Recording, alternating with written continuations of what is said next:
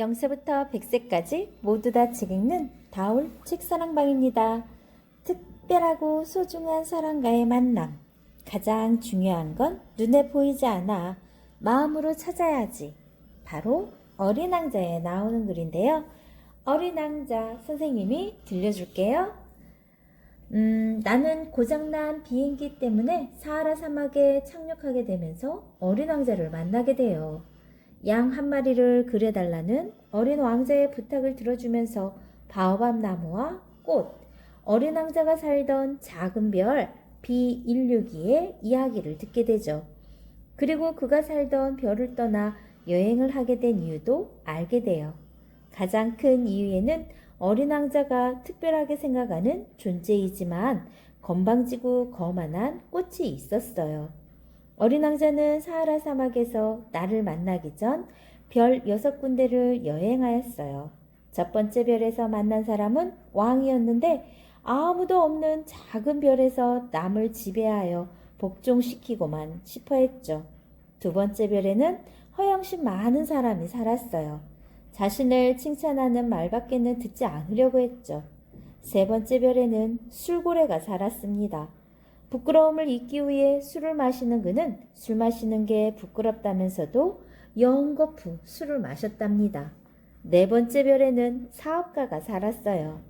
그는 계속해서 숫자를 세고 있었는데 자신이 센 모든 별에 자신이 것이라고 생각하며 가지는 것에만 의의를 뒀죠. 아주 작은 별인 5번째 별에는 가로등을 켜는 사람이 살았어요. 그는 자신에게 주어진 명령을 따르기만 하는 사람이라 가로등을 켜고 끄기만 했죠. 6번째 별에서 만난 사람은 지리학자였어요. 그는 책상을 떠나지도 않으면서 세상의 지도를 만들고 있었죠. 그가 어린 왕자에게 지구라는 별을 추천해 주어 지구에 찾아오게 되고, 지구에 온 어린 왕자는 처음으로 뱀을 만나 자신이 있는 곳이 사하란 사막이란 사실을 알게 되고, 오랫동안 길을 헤매던 어린 왕자는 정원을 발견하게 되고 그곳에서 수없이 피어있는 꽃들을 보게 되죠. 어린 왕자는 자신이 가지고 있는 꽃이 세상에서 하나뿐인 것이 아니라는 걸 알고 슬퍼했어요. 그렇게 울고 있던 어린 왕자는 여우를 만나게 되고 여우에게 놀자고 말하죠. 하지만 여우는 길들여 있지 않아서 놀 수 없다고 말했어요. 또한 어린 왕자에게 길들인다는 것은 관계를 만든다는 것이고 길들인다면 세상에 오직 하나밖에 없는 존재가 된다는 이야기를 합니다. 내가 나를 길들이고 내가 너를 길들이면 우린 서로에게서 떨어질 수 없게 돼. 그리고 중요한 것은 눈에 보이지 않으며 어린 왕자의 꽃이 다른 꽃들보다 소중한 건 꽃을 위해 쓴 시간 때문이라는 것도 말해주게 되죠. 어린 왕자가 자신의 꽃에 책임을 져야 한다는 걸 깨닫게 한 거죠. 그는 자신의 꽃에 책임을 다하기 위해 그의 별에 다시 돌아가고자 했어요. 나 역시 때마침 비행기를 고쳐 살던 곳으로 돌아가려던 참이었고요. 나는 어린 왕자의 이별을 슬퍼하며 그가 사라지는 걸 바라보게 된다는 이야기죠. 지은이 생떼찌베리.